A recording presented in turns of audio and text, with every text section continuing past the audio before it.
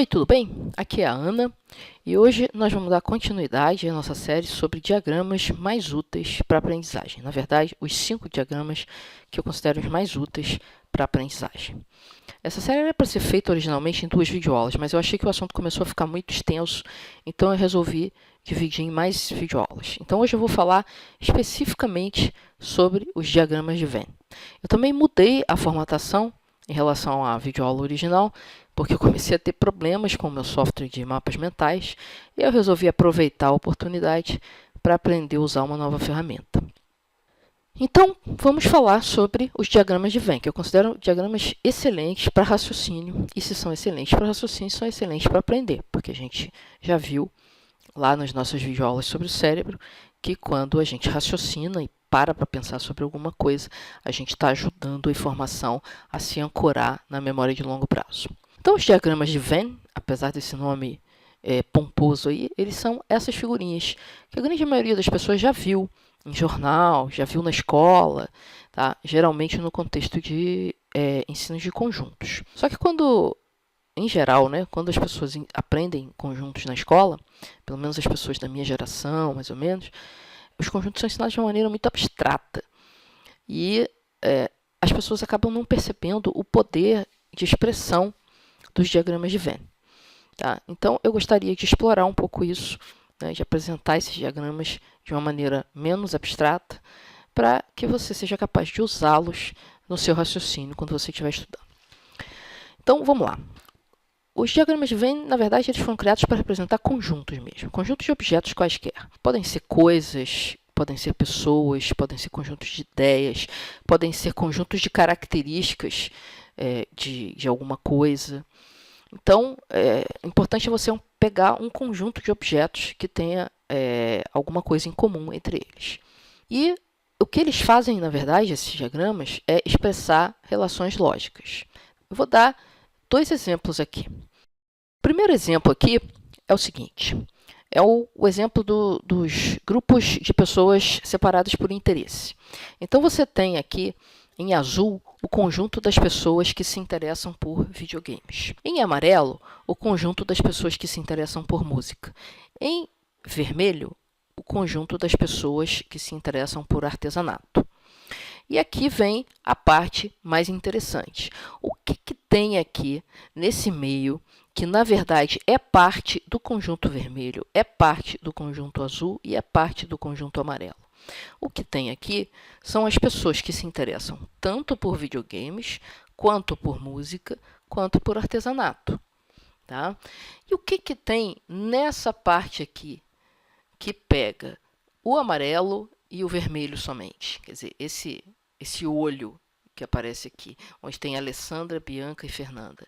O que tem aqui são as pessoas que se interessam por música e artesanato, mas não se interessam por videogames. Quem conhece a nomenclatura sabe que essas partes aqui de sobreposição entre os conjuntos são chamadas de interseções. E que se eu pegar a parte de fora aqui de 2 conjuntos, por exemplo, eu estou pegando a união. Mas isso é nomenclatura. Tá? Se eu pegar, por exemplo, toda essa parte aqui, pegando todo o azul e todo o amarelo, eu tenho o conjunto das pessoas que gostam de videogames ou de música ou dos dois. Tá? Então, esse é o significado da junção, da união dos conjuntos videogames e música. Certo? Então, na prática, esse é o significado. Quer dizer, toda vez que eu tenho a sobreposição, quer dizer que a pessoa está em um conjunto e também no outro. Ou seja, aqui, Geraldo, Ricardo, Carla e Roberta, eles gostam de videogames, mas também gostam de música. Já Adriano, Josualdo e Patrícia, eles só gostam de música. Né? O único hobby que eles têm é música.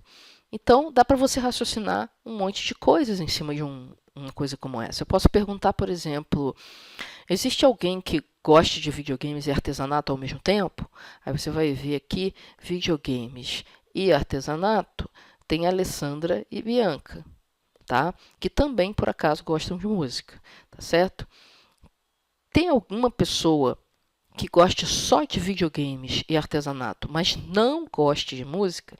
Não, não tem ninguém, porque seria esse pedacinho aqui que está vazio. Tá? E a Fernanda aqui, o que que ela gosta? Olha, ela gosta de música, ela gosta de artesanato, mas ela não gosta de videogame, que ela está fora do conjunto de videogames. Então, dá para você inferir várias coisas aqui. Então, é uma representação que resume muita informação e relações lógicas entre os elementos dos conjuntos. Então, vamos ver um outro exemplo, que é o exemplo da aprendizagem espaçada.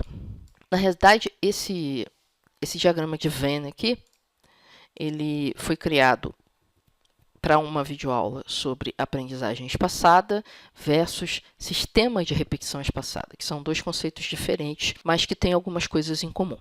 Tá? Então, o que eles têm em comum está nessa área aqui, que pega os dois, que inclusive, se você for pela teoria das cores, né, aqui é azul, aqui é amarelo. Se você olhar, essa área está meio esverdeada, justamente porque ela é a sobreposição ou a interseção dos dois conjuntos. Né? As características da aprendizagem espaçada, que é uma forma de pensar a aprendizagem, e das características do sistema de repetição espaçada. Então, o que que eles têm em comum? Eles têm o seguinte: os dois trabalham sobre formas de melhorar a memória de longo prazo. E os dois tentam otimizar o uso do tempo para memorizar informações. Os dois têm base em dados científicos, em estudos científicos.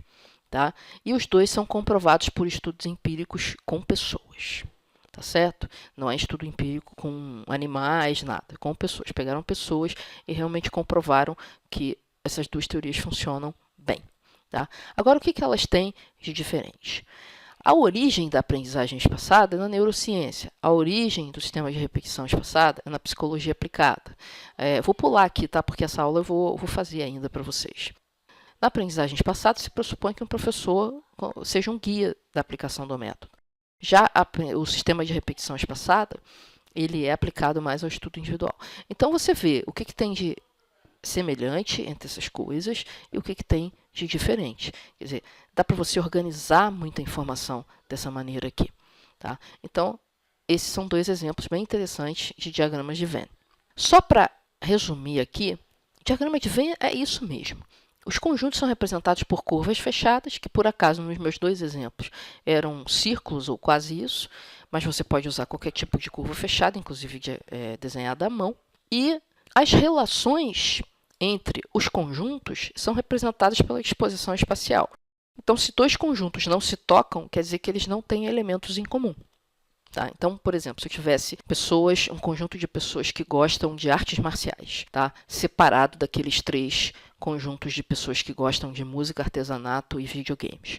Então, quer dizer que não tem ninguém que gosta de uma dessas três coisas aqui e também goste de artes marciais. As pessoas que gostam de artes marciais gostam só de artes marciais. E as pessoas que gostam das outras coisas não gostam de artes marciais. Essa que seria. E como que eu represento isso? Eu desenho um conjunto sem nenhuma sobreposição sobre os outros conjuntos. Então, essas relações, que elementos estão dentro de que conjuntos, elas são representadas pela disposição espacial dessas curvas fechadas. Os diagramas de Venn são muito bons para se raciocinar quando se tem até três conjuntos, em que você desenha aquelas três bolinhas do primeiro exemplo e consegue ver as interseções e consegue ver tudo direitinho. Se você começar a botar mais conjuntos, o desenho começa a ficar meio complicado de entender.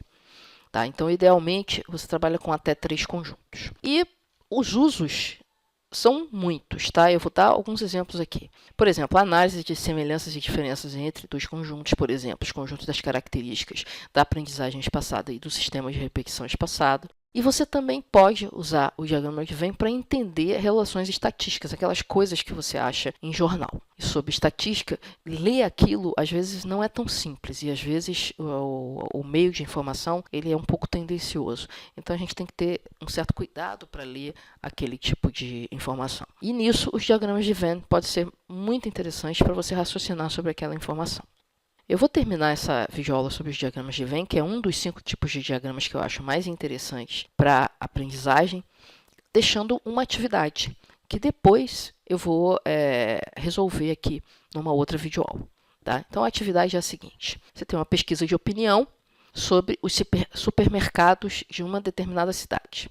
Então, foram entrevistadas 3.600 pessoas, entre homens e mulheres, maiores de 18 anos de idade. E os resultados foram os seguintes. 1.200 dessas pessoas usam o supermercado A. 1.700 usam o supermercado B. 1.500 usam o supermercado B. 400 usam os supermercados A e B. 150 usam os supermercados A e C. 300 os supermercados B e C. E 50 dessas pessoas usam os supermercados A, B e C, ou seja, qualquer um deles. Aí eu posso fazer várias perguntas aqui, mas uma pergunta que eu vou deixar para você tentar responder é: quantos consumidores preferem ir somente ao supermercado A? Tá? A dica aqui é, você tem 3 supermercados, você tem 3 conjuntos de pessoas, então você pode desenhar isso em forma de diagrama de Venn, com 3 conjuntos. Então, é mais ou menos aquele mesmo exemplo que eu fiz no primeiro exemplo, certo? Então, eu vou deixar essa atividade e provavelmente daqui a uma semana, mais ou menos, eu deixo também a resposta, né? Eu faço uma videoaula mostrando como é que se resolve essa situação aqui, tá? Mas é interessante que se tente. É interessante que você tente, porque na hora que você tenta fazer, a explicação que eu dou depois, mesmo que você faça errado, a explicação que eu vou dar depois vai aderir melhor à sua memória. Então, é interessante tentar, tá certo? Se você realmente tem interesse em entender os diagramas de Venn. Eu vou ficando por aqui. Muito obrigado por ter assistido e até a próxima. Deixa a sua solução lá nos nossos comentários, certo? Deixa a sua resposta. Vamos ver quem vai acertar a resposta, tá bom? Tchau e até a próxima.